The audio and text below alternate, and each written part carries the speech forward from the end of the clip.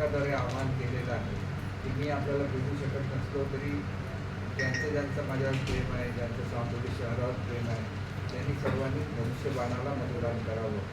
आणि या भूमिकेशी मी ठाम आहे.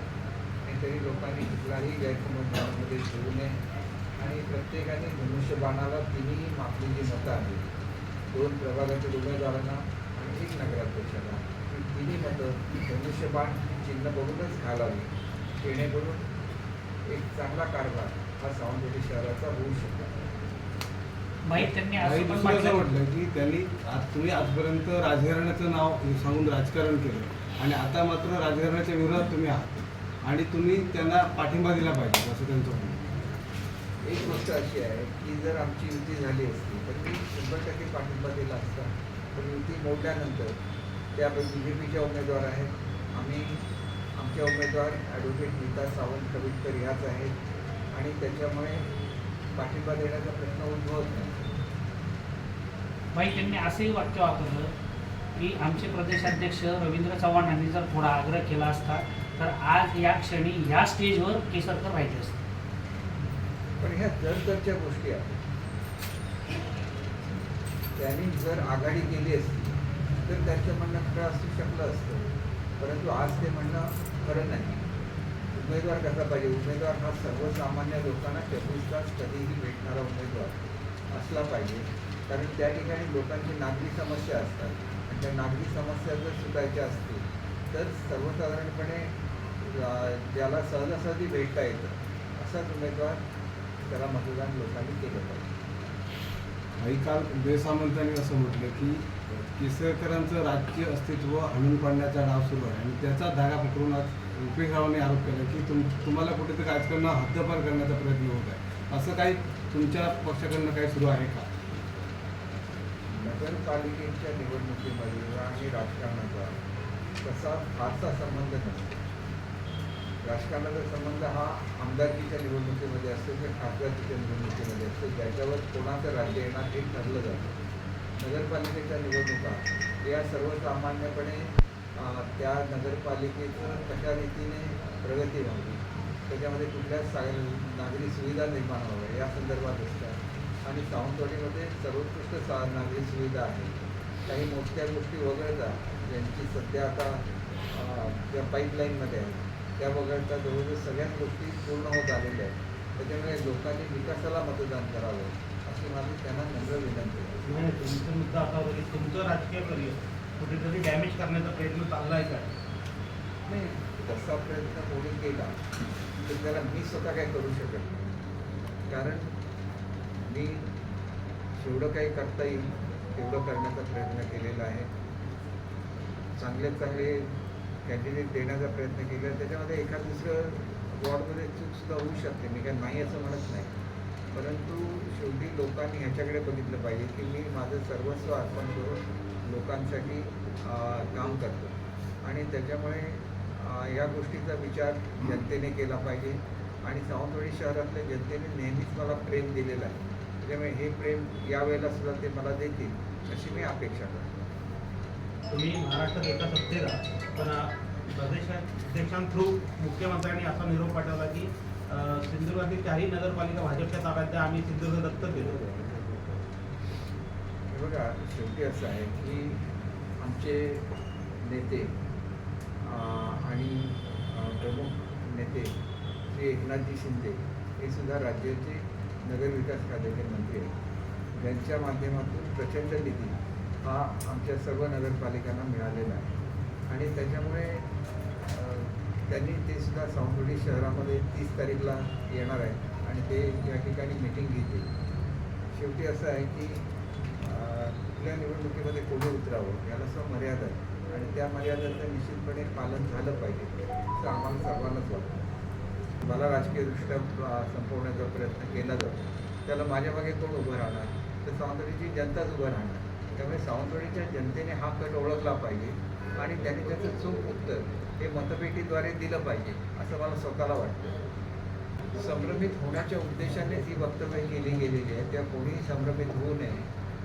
जे प्रेम मला आजपर्यंत सावंतवाडीकरांनी दिलेलं आहे तसंच प्रेम आतासुद्धा याच्या पुढे द्यावं आणि ते देण्याची एकच पद्धत आहे की पॅनल टू पॅनल मतदान करणं, तिन्ही मतं ही शिवसेनेच्या धनुष्यबाणाला देणं हेच त्याचं खऱ्या अर्थाने उत्तर आहे. मी आजारी आहे याचा जर गैरफायदा कोण घेणार असेल तर ते मुळातच नैतिकदृष्ट्या चुकीचं आहे.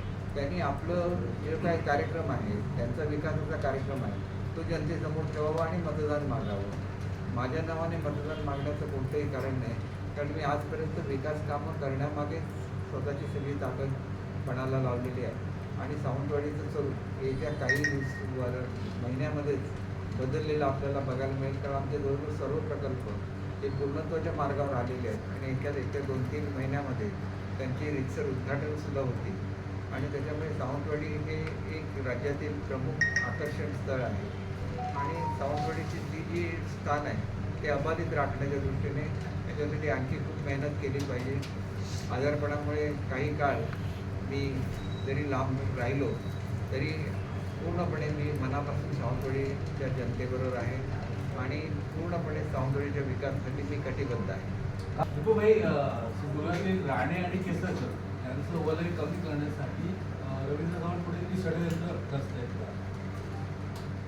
बघा, असं मी कोणावर आरोप करू शकत नाही, परंतु असं कुठल्याही तऱ्हेचं जर कोणी योजलेलं असेल तर ते हाणून पाडण्याची ताकद कोणामध्ये आहे? तर ती हाणून पाडण्याची ताकद ही सावंतवाडीच्या जनतेमध्ये आहे. शेवटी सावंतवाडीच्या जनतेने ओळखलं पाहिजे की मी शेवटी या भूमीमध्ये माझा जन्म झालेला आहे, मी सावंतवाडीचा सुपुत्र आहे, सावंतवाडी शहरामध्ये माझा जन्म झालेला आहे आणि त्याच्यामुळे आपल्या आमदारांचं जे महत्त्व आहे ते ठेवायचं की नाही आणि विकासाचा रथ याच वेगाने पुढे हाकायचं की नाही हे सावंतवाडीच्या जनतेने ठरवलं पाहिजे आणि त्याप्रमाणे सुबुद्धपणे मतदान केलं पाहिजे. माझी खात्री आहे की सावंतवाडीची जनता एवढी सुज्ञ आहे की ते कुठलंही जर गटकारस्थान कोणी केलेलं असेल तर ते हाणून पाडतील आणि आमच्या सर्व उमेदवारांना प्रचंड बहुमताने विजयी करतील. भाजपचं सर्वाधिक लक्ष हा प्रभाग क्रमांक 7 मध्ये दिसतोय. तिकडे विविध पद्धतीने ताकद लावली जाते. आजही प्रदेशाध्यक्षांच्या उपस्थितीत फक्त एका प्रभागातल्या लोकांना प्रवेश दिला. तिथे तुम्ही कसं बघता? कारण तिथे तुमचे जिल्हा प्रमुख संजीव परब उभे आहेत. संजीव परब हे कोणत्याही परिस्थितीला तोंड देण्यासाठी सक्षम आहेत. त्याच्यामुळे असा जरी प्रयत्न केला तरी तुमचे हाणून पाडतील याची मला खात्री आहे. भाई, तुम्ही महायुती म्हणून सुरुवातीपासून सांगता, युतीसाठी तुम्ही आग्रही होता. तुमच्या नजीकच्या जिल्ह्यात रत्नागिरी 6, चिपळूणमध्ये 4 असे टोटल जिल्ह्यात 20 जागांवर भाजप समाधानी राहिला. मात्र इथे 50-50 60-40चा फॉर्म्युला असून सुद्धा भाजपने इथे या ठिकाणी युती केली नाही. यामागचं नेमकं त्याचं कारण काय असावं असं आपल्याला वाटतं?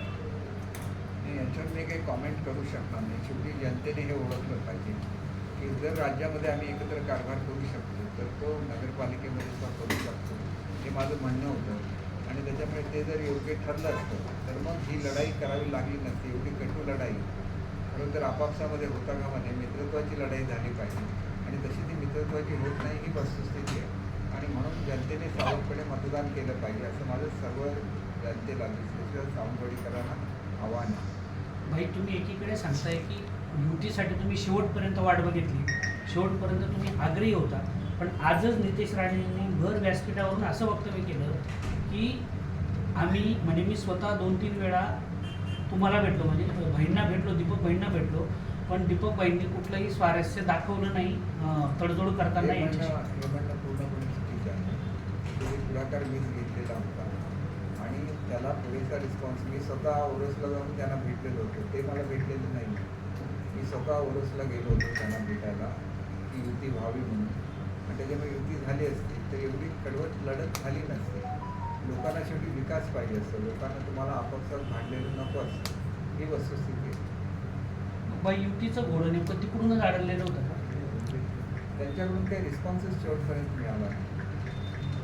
सुरुवातीला एकदाच फक्त माझी भेट मनीष दळवी आणि प्रभाकर सावंत यांनी घेतली आणि त्याच्यामध्ये असं ठरलं होतं की युती करायची, कारण नारायण राणे साहेबांचं तसं सूचना होती आणि त्यांनी तसं म्हटलेलं होतं. त्याच्यामुळे युती होईल अशी आमची अपेक्षा होती.